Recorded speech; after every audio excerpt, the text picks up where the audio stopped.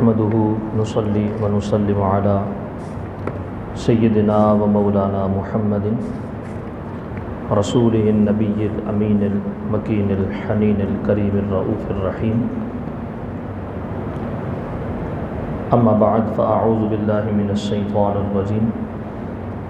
بسم الله الرحمن الرحيم. قال الله تبارك وتعالى في القرآن المجيد والبرهان الرشيد: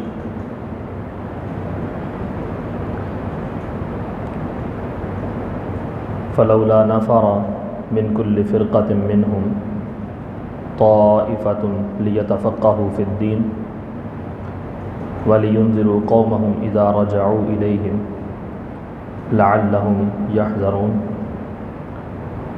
آمنت بالله صدق الله مولانا العظيم.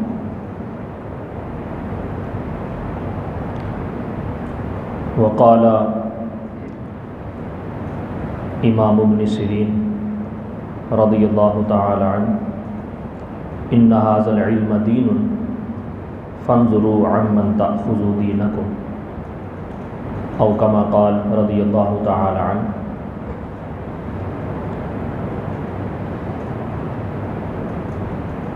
ان اللہ وملائکتہ یصلون علی النبی یا ایہا الذین آمنوا صلوا علیہ وسلموا تسلیما.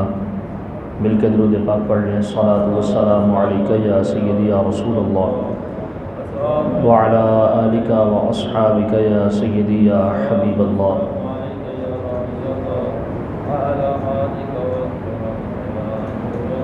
یا صاحب الجمال و یا سید البشر من وجهك المنیر لقد نور القمر. لا يمكن الثناء كما قال حقه بعد از خدا بزرگ توئی قصہ مختصر. صدیق اکس حسن و جمال محمد است، فاروق ذل جاہ و جلال محمد است. عثمان ضیاء شمع کمال محمد است، حیدر بہار باغ خصال محمد است. اسلام ما اطاعت خلفاء راشدین، ایمان ما محبت آل محمد است. صلی اللہ تعالی علیہ وعلی آلہ واصحابہ اجمعین وبارک وسلم. اللہم اہدنا الصراط المستقیم صراط الذین انعمت علیہم غیر المغضوب علیہم ولا الضالین. اللہم ارنا الحق حقا وارزقنا اتباعہ وارنا الباطل باطلا وارزقنا اجتنابا. رضینا باللہ ربا وبالاسلام دینا وبالقرآن اماما وبمحمد نبی ورسولا. الہی بحق بنی فاطمہ کہ بر قول ایما کنی خاتمہ. اگر دعوت امرد کنی بر قبول منو دست و دامان حال رسول.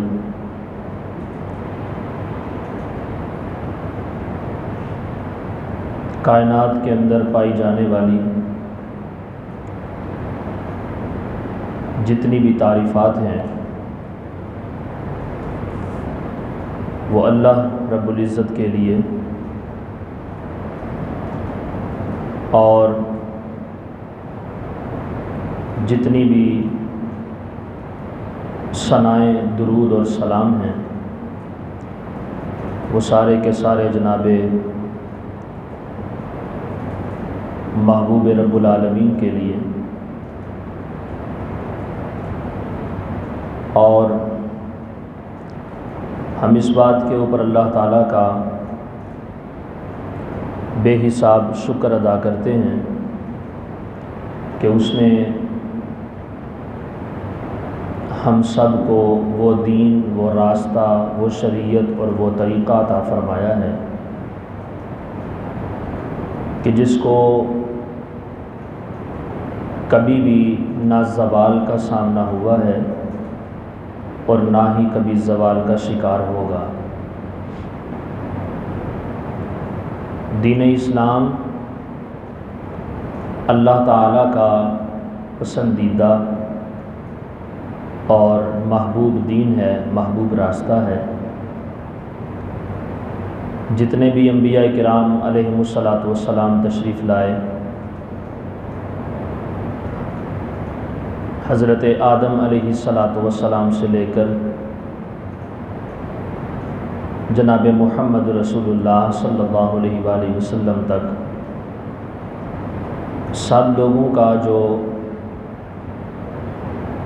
تبلیغ کا ایک راستہ تھا اور جو پیغام وہ ذریت انسانیت کو دینا چاہتے تھے، وہ صرف اور صرف اسلام ہی تھا۔ اس کا انٹروڈکشن، تعارف اللہ تعالیٰ نے قرآن پاک میں دو مقام کے اوپر بڑے واضح طور پہ بیان فرمایا ہے۔ یکے بعد دیگرے میں دونوں آپ کے سامنے عرض کرتا ہوں۔ چونکہ آج کی ہماری گفتگو کا جو عنوان ہے، افسوس کی بات یہ ہے کہ جوان احباب بھی اس سے پریشان ہیں، اور جو کبار ہمارے بزرگ ہیں، بڑے حضرات ہیں، بڑے افراد ہیں، وہ بھی اس بات سے پریشان ہیں۔ بڑے لوگ پریشان اس وجہ سے ہیں کہ اولاد کی ترجیحات اور اس کے سوچنے کا انداز بدل گیا ہے۔ اولاد تذبذب کا شکار نظر آتی ہے، مضطرب ہے، پریشان کن حالات ہیں، کس کی سنیں اور کس کی نہ سنیں، یہ جملہ ہر زبان زد عام نظر آتا ہے کہ مولویوں کے اندر تو خود سے بڑی لڑائیاں ہیں۔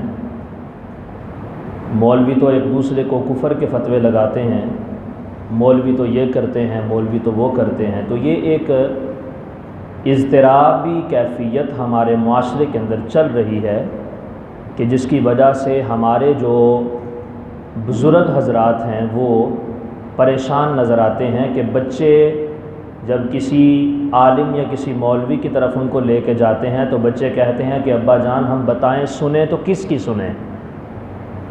مسجد کے مولوی صاحب کچھ بتاتے ہیں، موبائل والے مولوی صاحب کچھ بتاتے ہیں۔ یہ آج ایک مین ہائیڈنگ ہے ہماری گفتگو کی کہ جو یوں سمجھ لیں کہ ایسا ٹائٹل ہے، ایسی ہائیڈنگ ہے، ایسی ڈیڈ لائن ہے کہ جس کے اوپر امت مسلمہ جھگڑ رہی ہے اور آپس میں اضطرابی کیفیت کا شکار ہے۔ یہ تو تھا کہ بڑے حضرات گھر کے جو بڑے ہیں یا معاشرے کے جو بڑے ہیں وہ اس بات سے پریشان ہیں، اور بچے کس بات سے پریشان ہیں؟ بچے اس بات سے پریشان ہیں کہ جو سوشل میڈیا کے مولوی صاحب ہیں ان کے ماننے والے بہت ہیں، اور جو مسجد کے مولوی صاحب ہیں ان کی سننے والا کوئی نہیں ہے ماں سوائے چند بابوں کے، چند بابے، چند بوڑھے حضرات جو صف اول میں جا کے بیٹھتے ہیں، بس وہی ان کی سننے والے ہیں، اور تو ان کی کوئی سنتا ہی نہیں ہے، یا مسجد کے مولوی صاحب کو تو آتے ہی کچھ نہیں ہے۔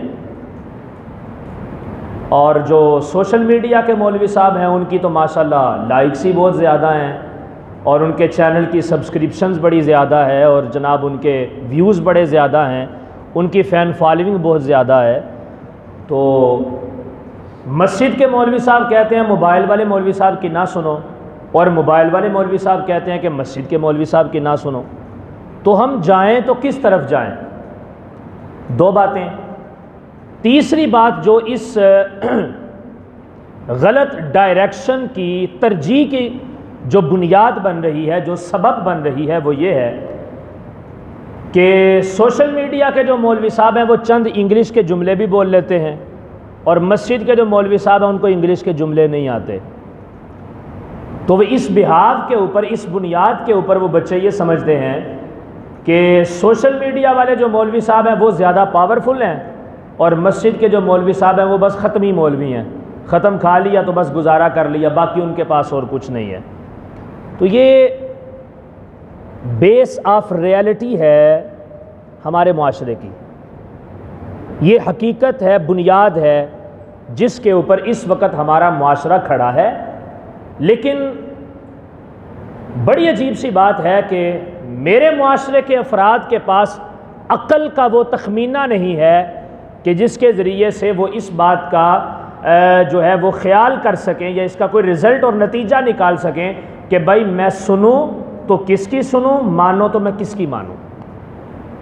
آج اس حوالے سے ہماری گفتگو ہے کہ دین سیکھنے کے اندر جو سوشل میڈیا کا کردار ہے وہ کیا ہے، اور آیا سوشل میڈیا سے لیا ہوا دین کیا وہ بالکل حقیقی دین ہے یا اس کے اندر کوئی اشکالات ایسے موجود ہیں کہ بھائی اس کو اختیار نہیں کیا جا سکتا. وہ کیا اشکالات ہیں، کیا وجوہات ہیں، کیا نظریات ہیں کہ سوشل میڈیا سے دین کو نہیں لیا جائے گا، آج میں مختصر سے وقت کے اندر اس کو آپ کے سامنے ذکر کرنے لگا ہوں. تمہید کی سمجھ آ گئی ہے؟ سمجھ آ گئی ہے جو میں بیان کرنا چاہتا ہوں؟ چلیں آگے چلتے ہیں. سب سے پہلے نمبر پر اسلام. یہاں پر ایک اور بڑی کمال کی بات ہے، وہ بھی میں عرض کرنا چاہتا ہوں، ابھی میرے ذہن کے اندر آئی. حضرت آدم سے لے کر جناب محمد رسول اللہ صلی اللہ علیہ وسلم تک تمام انبیاء کا دین کیا تھا؟ اسلام تھا. کیا تھا؟ اسلام تھا. لیکن جیسے جیسے اسلام آگے چلتا گیا، اسلام کو فروغ ملتا گیا، کچھ سیلابی کیڑے نکلنے شروع ہوئے کہ جنہوں نے اسلامی نظریات کو مسخ کرنے کی کوشش کی اور اپنے نظریات کو آگے لے کے چلے. اس بنیاد کے اوپر آپ اب معاشرے میں دیکھتے ہیں کہ دین ایک نہیں ہے. ایک طرف اسلام ہے، ایک دین عیسائیت ہے، ایک دین یہودیت ہے، ایک دین ہندوازم ہے، ایک دین بدھزم ہے، وغیرہ وغیرہ. یہ آپ کو ادیان آپ کے معاشرے کے اندر نظر آتے ہیں. ان تمام تر ادیان میں سے جو الہامی دین ہے وہ صرف اور صرف اسلام ہے جس کو رب نے پیدا کیا. باقی جو ادیان ہیں، یہودیت، عیسائیت، ہندوازم یا بدھزم، مشرکانہ عقائد وغیرہ جو کچھ بھی ہیں، وہ رب کے پیدا کردہ نہیں ہیں، وہ ہینڈ میڈ ہیں، وہ لوگوں نے خود بنائے ہیں. اب سوال یہ پیدا ہوتا ہے کہ وہ لوگوں نے خود کیسے بنا لیے. اس کی جب میں وجہ آپ کے سامنے ذکر کروں گا تو آپ کو یہی عملی تصویر آج کے زمانے کے اندر بھی نظر آئے گی. سب سے پہلے نمبر پر اسلام کی ذرا تھوڑی سی کوالٹی کو چیک کر لیتے ہیں، اسلام کے ذرا سٹیٹس کو دیکھ لیتے ہیں، اسلام کی جو پرسنالٹی ہے ذرا اس کو تھوڑا سا جج کر لیتے ہیں، دیکھ لیتے ہیں کہ اسلام کیا ہے اور یہ رب کا کتنا مبارک، کتنا مقرب، کتنا پسندیدہ اور کتنا اچھا دین ہے. اللہ تعالیٰ نے پارہ نمبر 3 سورہ آل عمران کے اندر ارشاد فرمایا، ان الدین عند اللہ الاسلام. ان الدین عند اللہ الاسلام. رب کو جو دین پسند ہے وہ صرف اور صرف اسلام ہے. یہ رب نے سٹیٹمنٹ اس لیے دی کہ رسول کریم صلی اللہ علیہ وآلہ وسلم کے زمانہ اقدس میں یہودیت بھی موجود تھی، عیسائیت بھی موجود تھی، اور اس کے علاوہ مختلف قسم کے چھوٹے چھوٹے دین جو تھے وہ پروان چڑھ رہے تھے.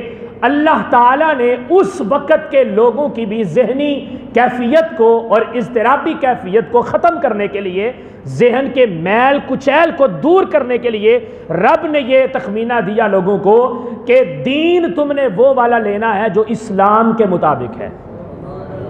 چونکہ تم چاہتے ہو میرے قریب آنا، تو میرے قریب تمہیں یہودیت نہیں کرے گی، وہ مجھ سے دور کر دے گی تمہیں. میرے قریب تمہیں عیسائیت نہیں کرے گی، وہ بھی مجھ سے دور کر دے گی. اور آج کے دور میں بھی اللہ کا یہ پیغام آج بھی موجود ہے اور یہ اس بات کا کیٹیگوریکلی بیان دے رہا ہے، واضح طور پہ یہ بتا رہا ہے کہ آج کے دور میں بھی جہاں ہندوازم ہے اسلام بھی ہے، جہاں بدھزم ہے وہاں اسلام بھی ہے، جہاں عیسائیت ہے اسلام بھی ہے، جہاں یہودیت ہے اسلام بھی ہے. اسلام کے باوجود اور بھی دین پائے جا رہے ہیں. اب تم نے اگر دیکھنا ہے کہ ان میں سے میرے قریب تمہیں کون سا دین کرے گا تو یاد رکھنا وہ صرف اور صرف دین اسلام ہے. ٹھیک ہے؟ اللہ نے فرمایا ان الدین عند اللہ الاسلام، رب کے نزدیک جو سب سے اچھا، مبارک، مؤدب، مقرب، برکت والا، عظمت والا، قدرت والا، شہرت والا، رفعت والا، برکت والا جو دین ہے وہ صرف اور صرف کون سا ہے؟ اسلام ہے. رب نے عیسائیت کو نہیں کہا، رب نے یہودیت کو نہیں کہا. پھر اسی طرح پارہ نمبر 13 سورہ ابراہیم کے اندر اللہ تعالیٰ نے ارشاد فرمایا الم تر کیف ضرب اللہ مثلا کلمۃ طیبۃ کشجرۃ طیبۃ اصلها ثابت وفرعها فی السماء تؤتی اکلها کل حین باذن ربها. اللہ نے ارشاد فرمایا لوگو ذرا بھول چکے ہو تم، میں نے تمہیں تیسرے پارے میں بتایا تھا کہ میرا پسندیدہ دین اسلام ہے، لیکن اب تمہارے ذہن کے اندر یہ اشکالات پیدا ہو رہے ہیں کہ جب پسندیدہ دین اسلام ہے تو باقی دین کیوں پیدا ہوئے، یا باقی دینوں کی شرعی حیثیت کیا ہے؟ تو آؤ میں تمہیں بتاتا ہوں. اللہ تعالیٰ نے ارشاد فرمایا الم تر کیفا، اللہ نے فرمایا کیا تم نے نہیں دیکھا؟ ضرب اللہ، کہ رب جو ہے وہ کیسے مثال کو بیان کر رہا ہے، کلمۃ طیبہ، دین اسلام کا جو کلمہ ہے لا الہ الا اللہ محمد رسول اللہ صلی اللہ علیہ وآلہ وسلم، اس کلمے کی مثال جو ہے وہ رب کیسی بیان کر رہا ہے. کیا تم نے نہیں دیکھا؟ باری تعالیٰ ہم دیکھتے ہیں، بتاؤ کیسی مثال ہے؟ اللہ تعالیٰ فرماتا ہے کلمہ طیبہ کی مثال کشجرۃ طیبہ، پاک درخت جیسی ہے. کشجرۃ طیبہ، قربان جاؤ میں رب کی جو ہے وہ رحمت کے اوپر. اللہ تعالیٰ نے مثال بھی دی تو دین کی مثال درخت کے ساتھ دی. درخت کے سائے میں بیٹھے تو سکون مل جاتا ہے نا، ہوا بھی ٹھنڈی لگتی ہے، درخت سے پھل بھی ملتا ہے. اگر پھل نہ بھی دے، بغیر پھل کے درخت ہو تو کم از کم چھاؤں تو دے دیتا ہے، ٹھنڈی ہوائیں تو دے دیتا ہے. پھر اس کے سبز پتے آنکھوں کو راحت تو دیتے ہیں. طبیعت کے اندر، کیفیت کے اندر حشاش بشاش پن پیدا ہو جاتا ہے. بندہ بڑا بور ہو رہا ہو تو کس طرف جاتا ہے؟ سیر و تفریح کے لیے نکلتا ہے. تو وہ سیر و تفریح کے لیے کیا صحرا میں جاتا ہے یا پتھریلے علاقے میں جاتا ہے؟ پہاڑی علاقے میں اگرچہ جاتا ہے، لیکن اس کے باوجود اس کو وہ جگہ زیادہ پسند آتی ہیں کہ جہاں پہ ہریالی ہوتی ہے، جہاں پہ سبزہ ہوتا ہے، وہاں پہ ٹھنڈی ہوائیں ہوتی ہیں، وہاں پہ بارشیں اترتی ہیں، وہاں پہ انواع و اقسام کے پھل اور پھول پائے جاتے ہیں جو انسان کی طبی بوریت کو دور کر کے اس کو جناب فلیکسیبلٹی دیتے ہیں، اس کو سکون مہیا کرتے ہیں. اللہ نے دین کی مثال درخت سے دی، کلمہ طیبہ کی مثال شجرہ طیبہ سے دی. کیا فرمایا؟ اللہ نے فرمایا پھر اس کو عام درخت نہ سمجھنا. تمہارے گرد و نواح کے اندر جو درخت ہیں، بڑے عرصے کا سب سے پرانا جو برکت کا درخت ہوتا ہے، جس کو ہم اپنی زبان کے اندر بور کا درخت کہتے ہیں، بڑا عمر رسیدہ، بڑا پرانا ہوتا ہے، لیکن وہ بھی کتنا بڑا ہوگا تو اتنا اونچائی ہوگا کہ بندہ اس تک پہنچ جاتا ہے. جتنا مرضی اونچا ہو جائے، سفیدہ ہو جائے، سرسوں کا ہو جائے، جتنا لمبا مرضی درخت ہو جائے، اب تو بندے نے ایسے ایسے اسباب پیدا کر لیے ہیں کہ وہ بڑی اونچائی کے اوپر پہنچ جاتا ہے. لیکن اسلام کا درخت ایسا درخت ہے کہ تم زندہ کبھی بھی اس تک نہیں پہنچ سکتے، تمہیں مر کے ہی پہنچنا پڑے گا. زندہ کبھی بھی نہیں پہنچ سکتے. باری تعالیٰ وہ کیسا درخت ہے، کیا ہے اس میں؟ اللہ تعالیٰ فرماتا ہے اصلھا ثابت، اس کی جو روٹس ہیں، اس کی جو جڑیں ہیں، اس کا جو ہے وہ پیندہ ہے، جس کو ہم اپنی زبان کے اندر مڈ کہتے ہیں، اس کی جو زمینی کیفیت کا انداز یہ ہے کہ وہ زمین کے اندر دنسی ہوئی ہیں، زمین کے اندر. اصلھا ثابت وفرعھا فی السماء، اور اس کے جو درخت، اس درخت کے جو پتے، شاخیں اور ٹہنیاں ہیں وہ اتنی اونچی نہیں ہیں کہ تم ہاتھ لگا کے اس کو نیچے کھینچ لو، وہ اتنی اونچی ہیں کہ آسمان تک نہیں بلکہ آسمان کے اندر پہنچی ہوئی ہیں. وفرعھا فی السماء، وفرعھا الی السماء بھی نہیں کہا، وفرعھا بالسماء بھی نہیں کہا، بلکہ اللہ نے فرمایا وفرعھا فی السماء. الی السماء کہتا اللہ تو یہ تھا کہ آسمان تک ہے، وہ تک کہیں پہ بھی ہو سکتا ہے.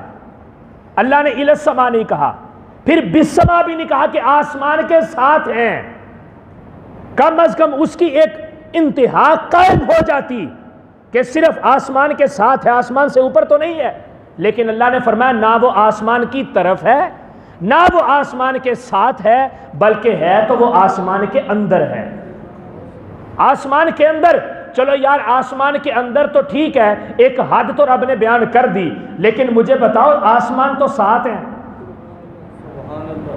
رب نے یہاں پہ یہ تو نہیں ذکر کیا کہ صرف 7ویں آسمان میں ہے، یا صرف 6 اور 7ویں میں ہے، یا صرف 6 7ویں اور 5ویں کے اندر ہے، نہیں، اللہ نے فرمایا فی السماء، آسمان کے اندر اس کے پتے ہیں، آسمان کے اندر اس کی ٹہنیاں ہیں، آسمان کے اندر اس کی شاخیں ہیں۔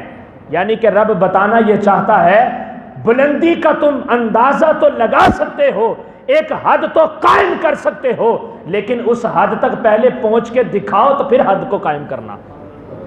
اب 7 آسمانوں کا وہ جو ایک ٹریول ہے، جو سفر ہے، وہ کون پورا کرے؟ وہ صرف پورا کیا تو جناب محمد رسول اللہ نے کیا معراج کی رات میں۔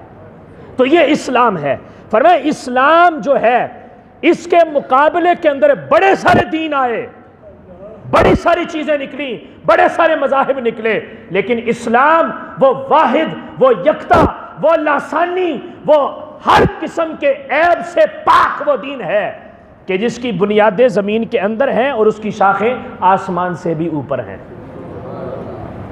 اس لیے اس کی حیثیت کو سمجھنا، نہ یہودیت کی طرف جانا، نہ عیسائیت کی طرف جانا، نہ تمہیں یہودیت کامیاب کرے گی نہ تمہیں عیسائیت کامیاب کرے گی۔ اگر تمہیں کوئی دین کامیاب کرے گا تو وہ صرف دین اسلام ہے کہ جس کو میں نے اپنے تمام تر نبیوں کے لیے، اپنی تمام تر مخلوقات کے لیے پسند کیا ہے۔ اب اس کے بعد جو ذہن کے اندر ایک سوال پیدا ہوا، اس کو میں آپ کے سامنے پیش کر کے اس کا جواب عرض کرتا ہوں۔ سوال یہ ہے کہ یہودیت کیسے پیدا ہوئی؟ عیسائی مذہب کہاں سے آیا؟ یہودی مذہب کہاں سے آیا؟ مشرک مذہب کہاں سے آیا؟ جب مذہب صرف اسلام ہے تو پھر بنایا صرف اسلام کو رب نے، یہ باقی مذہب کہاں سے پیدا ہوئے؟ یہ اس کے اندر وہ جواب ہے جس کی عملی شکل آج بھی آپ کو اپنے زمانے کے اندر نظر آئے گی۔ اب میں اس کو ذکر کرنے لگا ہوں کہ یہ دین، ادیان جو ہیں، اسلام کے مخالف جتنے بھی ادیان ہیں، یہ کیسے پیدا ہوئے۔ آپ ایک بات مجھے بتائیں، اللہ نے کتنی کتابیں آسمان سے نازل فرمائیں؟ 4 کتابیں نازل فرمائیں۔ ان میں سے قائم کون سی ہے؟ قرآن پاک ہے۔ تورات بھی تغیر و تبدل کی وجہ سے ختم، انجیل بھی ختم، زبور بھی ختم۔ وہ کیسے ختم ہوئیں؟ کیا ہوا تھا؟ کتابیں تو نازل ہوئیں نبی کے اوپر، اور نبی کا دین اسلام تھا، لیکن جب اس نبی کے دین اور شریعت کے مخالف کچھ طاقتیں اٹھیں تو انہوں نے کتابوں کو اپنے انداز کے اندر تبدیل کرنا شروع کر دیا۔ جہاں پہ ان کو مار پڑ رہی تھی کتابوں کے اندر، ان کے علماء نے کیا کیا؟ وہ آیات نکالی، ان میں سے الفاظ کو تبدیل کیا، نئی کتاب بنا دی، اور پھر نبی کے سامنے جا کے مقابلہ کیا۔ اے موسیٰ، اے عیسیٰ، اے داؤد، تم جس کتاب کو پیش کر رہے ہو وہی کتاب ہمارے پاس بھی ہے، جو تلاوت تم کرتے ہو وہی تلاوت ہم بھی کر رہے ہیں، لیکن یہ کیا ہے، اتنا تضاد کیوں ہے؟ تمہاری کتاب کچھ کہتی ہے، ہماری کتاب کچھ کہتی ہے یہ بھی زبور ہے، یہ بھی تورات ہے، یہ بھی انجیل، لیکن آسمانی کتابیں ہونے کے باوجود جس کتاب کو تم نے اپنی بغل میں رکھا ہوا ہے اس کی آیات کچھ اور ہیں، اور جس کتاب کو ہم نے اپنے پاس رکھا ہوا اس کی آیات کچھ اور ہیں۔ اب اس طرح سے اس نظریے کو عوام کے اندر پیش کر کے دین کے اندر ایک نئی راہ کو نکالنے کی کوشش کی گئی۔ نکال لی راہ، اپنا ایک مذہب علیحدہ کر لیا، ایک فرقہ بنا لیا، ایک جماعت بنا لی، نکل گئے۔ لیکن ان لوگوں کا پھر حشر کیا ہوا؟ اللہ تعالیٰ نے ارشاد فرمایا، پارہ نمبر 1 سورہ بقرہ، اللہ نے فرمایا فَوَيْلٌ لِّلَّذِينَ يَكْتُبُونَ الْكِتَابَ بِأَيْدِيهِمْ ثُمَّ يَقُولُونَ هَذَا مِنْ عِنْدِ اللَّهِ لِيَشْتَرُوا بِهِ ثَمَنًا قَلِيلًا۔ اللہ تعالیٰ نے ارشاد فرمایا ہلاکت ہے ان لوگوں کے لیے کہ جن لوگوں نے کتابوں کو اپنے ہاتھوں سے لکھنا شروع کر دیا، یکتبون الکتاب بایدیہم، اپنی مرضی کی باتیں کتابوں میں سے نکال کے ان کو پھر اپنے ہاتھوں سے تبدیل کرتے ہیں. کس لیے؟ اللہ نے ان کا مقصد بھی بیان کیا. اللہ نے فرمایا لیشتروا بہ ثمنا قلیلا، تاکہ وہ اس کے ذریعے سے کچھ قیمت حاصل کر سکیں. دین کو بیچنا شروع کر دیا. آج سوشل میڈیا اسکالر یہی کام کر رہے ہیں. کیا ان کو یوٹیوب چینل سے ارننگ نہیں آتی؟ کیا فیس بک پیج سے، فیس بک گروپ سے ان کو روپیہ اور پیسہ نہیں ملتا؟ یہ فین فالوئنگ، یہ ویوز اور یہ سبسکرائب لے کر وہ جن لوگوں کے نظریات کو اپنے نظریات میں تبدیل کر کے، اسلام کے نظریات کو اور اہل سنت کے نظریات کو تبدیل کر کے عوام اہل سنت کے اندر متفرق راہیں نکال کے، مجھے بتائیں وہ کون سا بڑا تیر مارنا چاہتے ہیں سوائے اس کے؟ اللہ نے فرمایا تبدیل کیا انہوں نے اللہ کی کتاب کو، اسلام کو تبدیل کر دیا. اللہ نے فرمایا کہ جو اس طرح سے کرتے ہیں ایسے لوگوں کے لیے ہلاکت ہے، بربادی ہے ان کے لیے. اور پھر اسی طرح پارہ نمبر 3 سورہ آل عمران کے اندر اللہ نے ارشاد فرمایا، آپ جب دیکھتے ہیں کتنے لوگ آپ کو سوشل میڈیا پہ ایسے ملتے ہیں، میں بات کچھ اور کر رہا ہوں، وہ کچھ اور کر رہا ہے، تیسرا کچھ اور کر رہا ہے، چوتھا کچھ اور کر رہا ہے، لیکن پھر بھی ہماری سوئی جو ہے وہ سوشل میڈیا کے اوپر اٹکی ہوئی ہے کہ جناب ان کے ویوز بڑے ہیں، ان کو دیکھنے والے لوگ بڑے ہیں.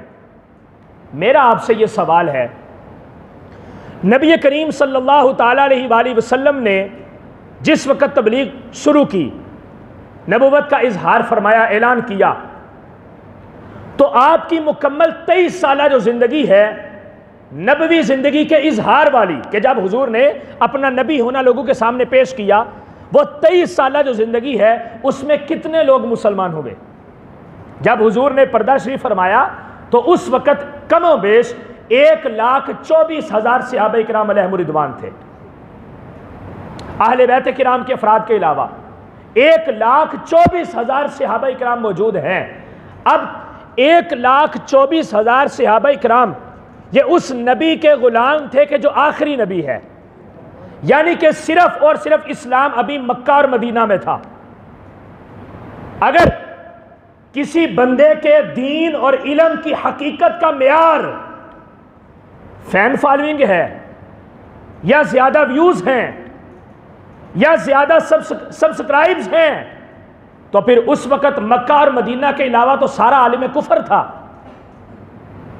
ابو جہل کے ماننے والے زیادہ تھے، محمد رسول اللہ کے ماننے والے تھوڑے تھے. پھر تو ابو جہل کو سچا ہونا چاہیے. اسی طرح حضرت عمر فاروق رضی اللہ تعالیٰ عنہ نے 30 لاکھ مربع میل کے اوپر حکومت کی.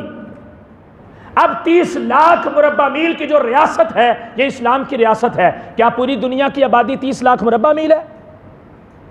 30 لاکھ مربع میل سے 3 گنا زیادہ ہے. پھر اس کا مطلب ہے کہ وہ 30 لاکھ مربع میل کا جو احاطہ تھا، جو ایریا تھا، وہ سارے کا سارا معاذ اللہ جھوٹا تھا اور باقی سارے کے سارے سچے تھے.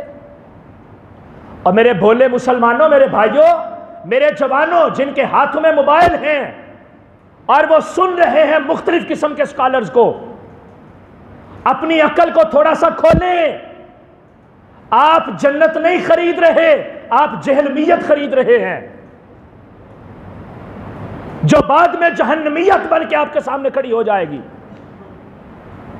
کس غلط فہمی کا شکار ہے یہ لوگ؟ ہم نے انگلش سیکھنی ہو تو کسی انگلش کے پروفیسر کے پاس جاتے ہیں، سائنس پڑھنی ہو تو ہم کسی میٹرک کے ٹیچر کے پاس نہیں جائیں گے، کم از کم MSc ہونا چاہیے.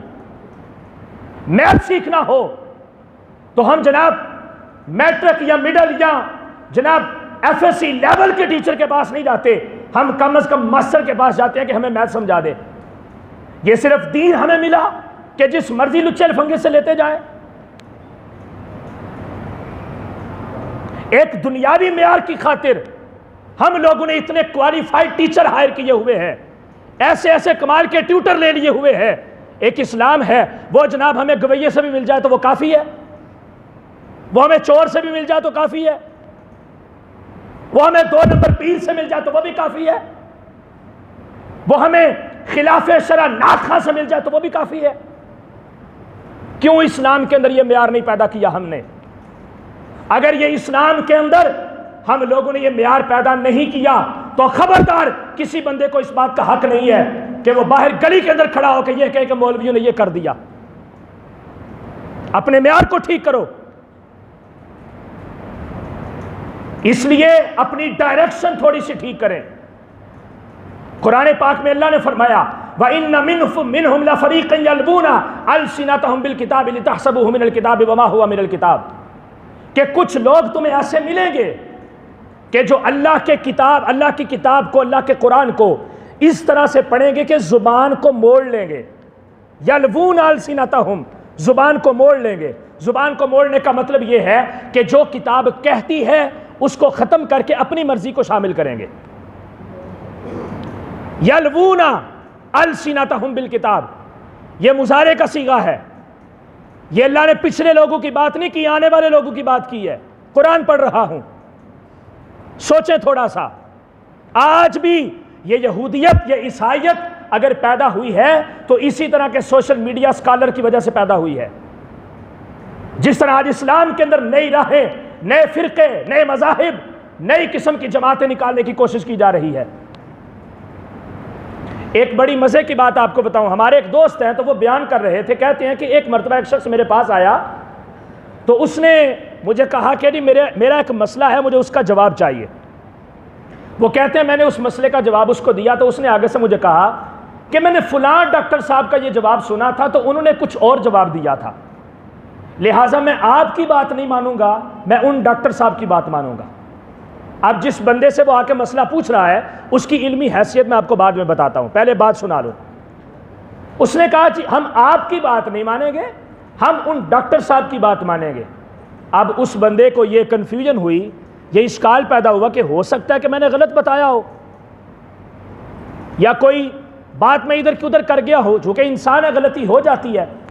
اسی حسن ظن کے پیش نظر انہوں نے سوال کیا کہ بھائی تم مجھے ان کا جواب بھی بتاؤ، اگر میرے جواب میں کوئی غلطی ہوئی تو میں انسان و غلطی ہو جاتی ہے، میں اپنے جواب کو ٹھیک کر لوں گا، میں بھی ان کا قائل ہو جاؤں گا۔ اب جس وقت اس بندے نے جواب بتایا اور ساتھ ہی یہ کہا کہ میں آپ کی بات اس لیے نہیں مانوں گا کہ آپ صرف ایک مدرسے کے استاد ہیں اور ایک مسجد کے مولوی ہیں، مگر وہ ڈاکٹر صاحب وہ ہیں کہ جن کو میں نے سوشل میڈیا پہ سنا اور اس کی وجہ سے میں ان کا قائل ہوں کہ ان کی فین فالوئنگ بڑی زیادہ ہے۔ فین فالوئنگ لینا کون سا کوئی اوکھا کام ہے؟ آج کوئی الٹی سیدھی بات فیس بک کے اوپر کر دو، یوٹیوب کے اوپر کر دو، منٹ میں آپ کے ویوز آنا شروع ہو جائیں گے۔ تماشبین ہے پوری دنیا، حقیقت کو کون دیکھتا ہے؟ انہوں نے کہا ان کی فین فالوئنگ بہت زیادہ ہے۔ وہ کہتے ہیں مجھے سن کے بڑا غصہ آیا، میں نے ان کو پوچھا، میں نے کہا حضرت مجھے بتائیں میں کون ہوں؟ انہوں نے کہا جی آپ فلاں عالم ہیں۔ انہوں نے کہا میرے استاد کون ہیں؟ بتایا جی آپ کے فلاں استاد ہیں۔ انہوں نے کہا میں کس مدرسے سے پڑھا ہوں؟ بتایا کہ جی وہ فلاں مدرسے سے آپ نے پڑھا ہے۔ انہوں نے کہا کہ میری علمی حیثیت کیا ہے، میرا دین کے اندر تعلیم و تعلم کے سلسلے میں کتنا وقت گزرا ہے، کیا جانتے ہیں اس کے بارے میں؟ ہر اچھی بچی پورا شجرہ ان کا، ان کی زندگی کا، ان کی اساتذہ کا، ان کے والدین کا، وہ عالم صاحب کو جو ہے اس بندے نے سنا دیا۔ اب انہوں نے پوچھا کہ مجھے یہی ساری چیزیں اس ڈاکٹر کے بارے میں بھی بتاؤ۔ تو کیا جواب نکلا؟ ماں سوائے یوٹیوب چینل کے نام کے اس کے بارے میں کوئی تعارف نہیں تھا اس بندے کے پاس۔ جی میں ایم فل ہوں، میں نہ تختی لگا کے بیٹھ جاؤں جی میں ڈاکٹر ہوں، آؤ میرے پاس دل کا علاج کروا لو، تو چیر پھاڑ کر کے سٹی جاواں، بائی پاس کر کے دے جاواں، ایتھوں بھی بائی پاس تے اگوں بھی بائی پاس۔ یہ کامیابی ہے؟ ہمیں چاہیے تو صرف اپنی صحت اچھی چاہیے، اپنی دنیاوی ڈگری اچھی چاہیے، آخرت تباہ ہوتی ہے تو ہوتی رہے، کوئی پرواہ نہیں ہے، جس سے مرضی سن لیں، جس سے مرضی لے لے دین، سارا دین ایک جیسا ہی ہے۔ اگر سارا دین ایک جیسا ہوتا تو مسجد مخالف کیوں ہوتی؟ اس لیے تھوڑا سا ایک ڈائریکشن اپنی بنائیں، چین چلتی ہے، ایک سند ہوتی ہے، ایک راستہ ہوتا ہے، تناسب ہوتا ہے، نسبتیں ہیں، تعلق ہوتا ہے۔ آپ ایک انسٹیٹیوٹ کے اندر علم حاصل کرنے کے لیے جاتے ہیں تو اس کا پہلے بورڈ کے ساتھ الحاق ہونا چیک کرتے ہیں کہ کس بورڈ سے یہ بچے کو پڑھا رہے ہیں، کہاں کی یہ ڈگری دیں گے، اور اس ڈگری کا معاشرے کے اندر سکوپ کیا ہوگا۔ نئی ڈگری چاہیے تو ہمیں اسلام کی نہیں چاہیے۔ حضرت امام ابن سیرین نے صحیح مسلم شریف کے اندر یہ قول ان کا موجود ہے، اس سے بات مزید نکھر جائے گی۔ انہوں نے فرمایا ان ھذا العلم دین، لوگوں یہ دین جو ہے یہ علم ہے، یہ علم دین ہے، یہ دین کو معمولی چیز نہیں۔ اس کا انٹروڈکشن میں پہلے دے چکا ہوں قرآن پاک کی روح سے کہ اللہ نے دین کس کو کہا اور اس کی حیثیت کیا ہے۔ آگے وہ فرماتے ہیں فانظروا عمن تاخذوا دینکم، جس سے تم دین لے رہے ہو نا اس بندے کے بارے میں جانو کہ وہ بندہ کون ہے۔ توجہ میری طرف، فرمایا کہ فانظروا عمن تاخذوا دینکم، جس بندے سے تم دین لے رہے ہو اس بندے کے بارے میں جانو۔ اور مزے کی بات میں آپ کو بتاؤں، نبی کریم صلی اللہ علیہ وآلہ وسلم کو بھی لوگوں نے نہیں چھوڑا۔ 3 لاکھ جھوٹی روایات آقا کریم علیہ الصلوۃ والسلام کی طرف منسوب کر کے ان کو دین کے اندر شامل کیا گیا ہے۔ کدھر جائیں گے آپ لوگ؟ کیسے آپ لوگ کہہ سکتے ہیں کہ سوشل میڈیا کا آپ کا اسکالر آپ کو جو بتاتا ہے وہ قرآن و سنت حقیقت میں ہے؟ نہ اس کے کوئی بیک گراؤنڈ کا پتہ، نہ اس کے کسی تعلق کا پتہ۔ تو فرمایا فانظروا عمن تاخذوا دینکم، اس بندے کو پہچانو جس سے تم دین لے رہے ہو کہ وہ دین کہاں سے لے کے آ رہا ہے، کس کے ذریعے سے سنا رہا ہے۔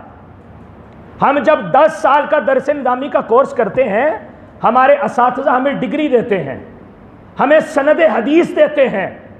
جب تک وہ سند حدیث نہ ملے تب تک ہمارے اہل حدیث یہ محدثین کے اندر اس بندے کو اجازت نہیں ہے کہ وہ مسند حدیث کے اوپر بیٹھ کر لوگوں کو بخاری شریف پڑھائے، جب تک اجازت نہ ملے کسی محدث سے۔ آپ کے لیے اسائنمنٹ ہے، مجھے نکال کے دکھائیں، میں نے سب کو سرچ کیا ہوا ہے، مجھے نکال کے دکھائیں کہ ان سوشل میڈیا سکالرز کا بیک گراؤنڈ علم کا میدان کون سا ہے، ماں سوائے اپنی اردو کی کتابیں پڑھنا۔ اردو میں تو بڑی ساری تحریفات ہو چکی ہیں، بڑا کچھ نکال کے، میں کتنی چیزیں آپ کو نکال کے دکھا سکتا ہوں۔ غلط قسم کی چیزیں منسوب کر کے ہماری عوام کو پریشان کیا جا رہا ہے، اور ہم جناب کو گکوڑے بن کے ہر چیز لیتے جا رہے ہیں۔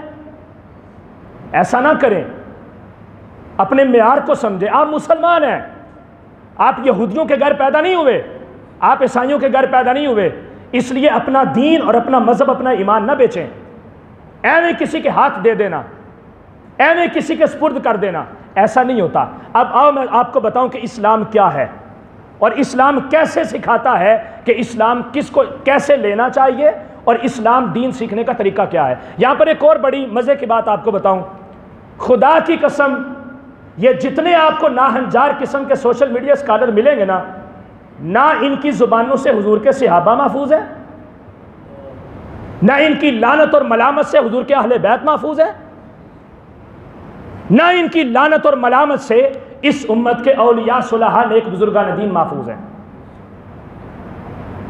جب آپ صحابہ کو بھی چھوڑ دیں گے، اہل بیت کو بھی چھوڑ دیں گے، اسلاف علماء اولیاء صلحاء بزرگان دین کو بھی چھوڑ دیں گے، تو مجھے بتاؤ دین حاصل کرنے کا وسیلہ کون سا رہ گیا پھر؟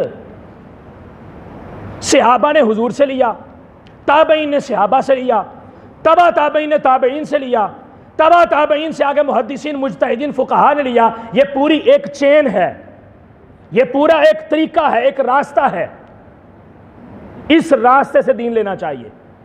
اب چونکہ ہم حنفی ہیں، اب امام اعظم ابو حنیفہ کی طرف سے ایک روایت میں آپ کو سناتا ہوں، اور یہ روایت صرف اور صرف آپ کو مسند امام اعظم کے نسخے میں ان الفاظ کے ساتھ ملے گی جو میں الفاظ آپ کو پڑھانے لگا ہوں۔ اور امام اعظم ابو حنیفہ تابعی ہیں، یہ یاد رکھیے گا، اور اہل بیت کے شاگرد ہیں۔ آپ خود فرماتے ہیں لولا السنتان لہلک النعمان، اگر 2 سال میری زندگی میں نہ آتے تو نعمان بن ثابت ہلاک ہو جاتا۔ یہ ان کا اصل نام ہے، امام اعظم ابو حنیفہ کا نعمان بن ثابت۔ پوچھا گیا جی وہ 2 سال کون سے؟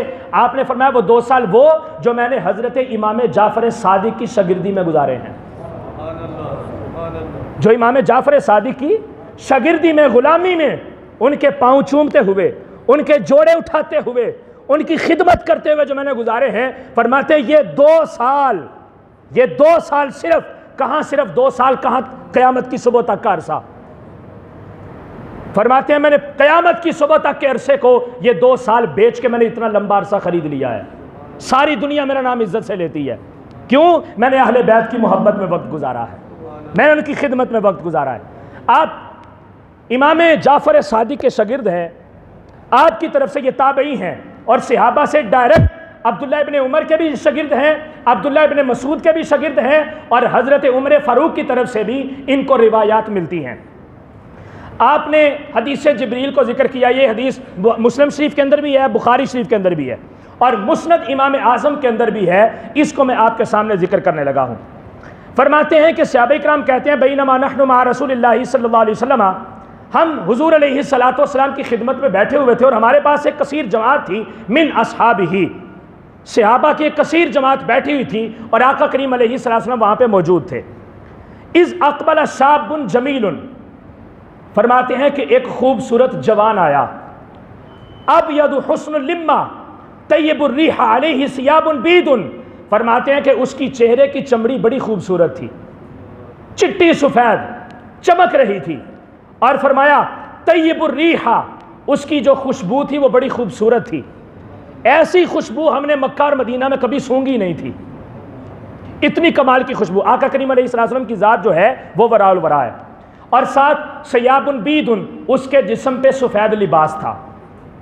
لیکن کیا ہے، فرماتے ہیں کہ ہم اس کو پہچانتے نہیں تھے. وہ لگتا یوں ہی تھا کہ ساتھ والے گھر سے نکل کے آیا ہے، لیکن ہمیں نہیں پتا تھا. لگتا مسافر تھا، مگر اس کے چہرے کے اوپر بھی کوئی سفر کے آثار نہیں تھے. ہم نے دور دور تک اس کو نہیں دیکھا ہوا تھا. یہ فرمایا، کہتے ہیں کہ اس نے آ کے کیا کہا، فقال السلام علیک یا رسول اللہ. یہ بتا رہا ہوں کہ دین کیسے لینا چاہیے، یہ وہ طریقہ بتانے لگا ہوں.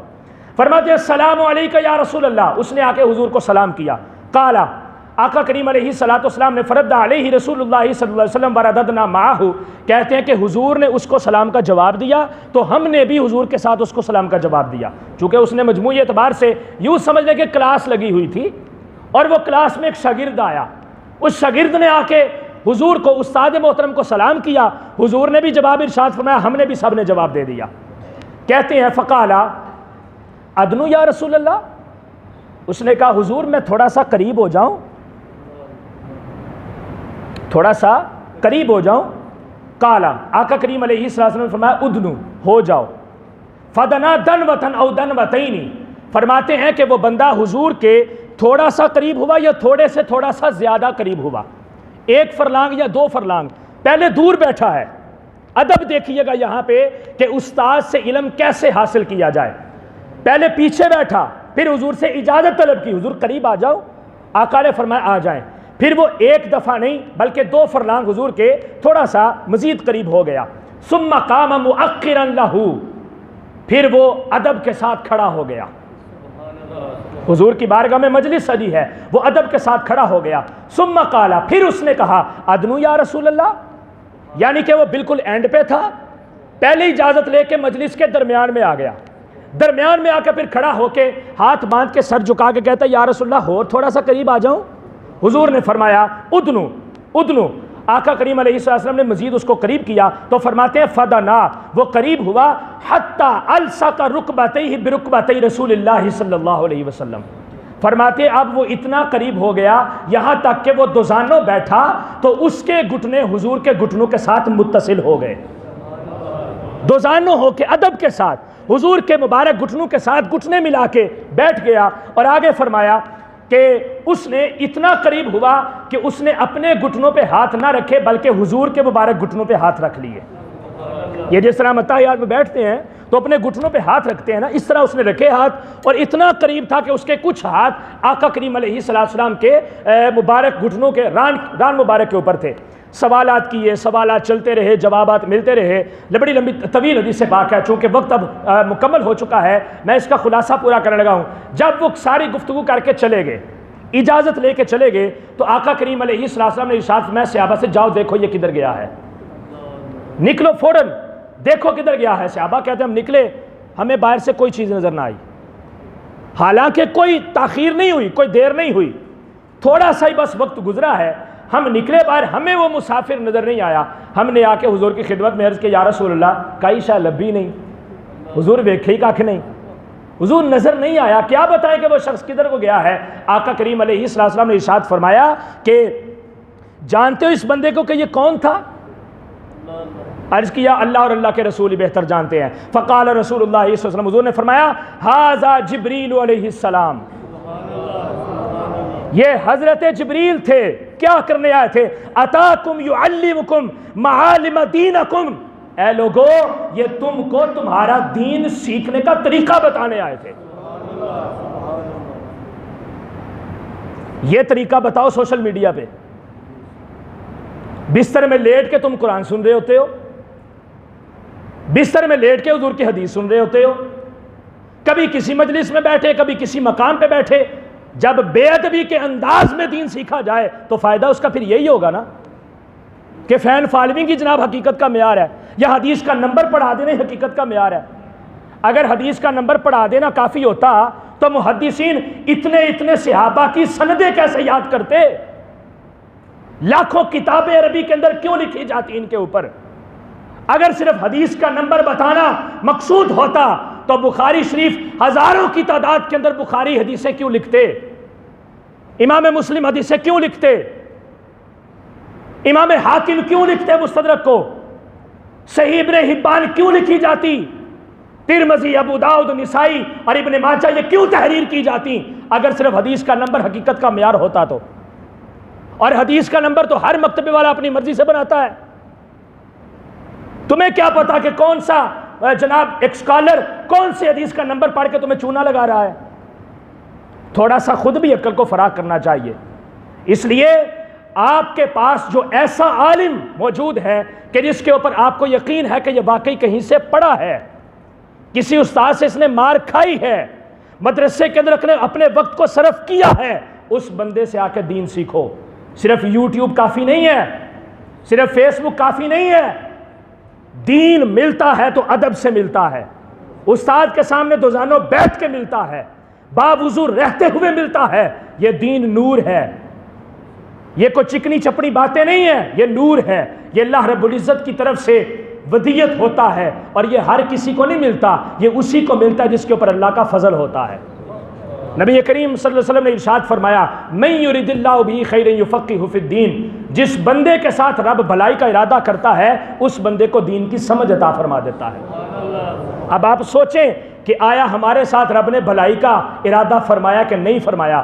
اگر فرمایا ہے تو پھر رستہ اپنا ٹھیک کر کے دین سیکھیں، اور اگر نہیں فرمایا تو اپنی قسمت کے اوپر تعاسف کریں، رجوع کریں اپنے گناہوں سے، رب سے معافی طلب کریں، اور اس کی بارگاہ میں حاضر ہو کے اللہ اور اللہ کے رسول علیہ الصلوۃ والسلام کا اصل دین جو ہے وہ ملت اور علماء انبیاء کے ورثاء سے حاصل کریں۔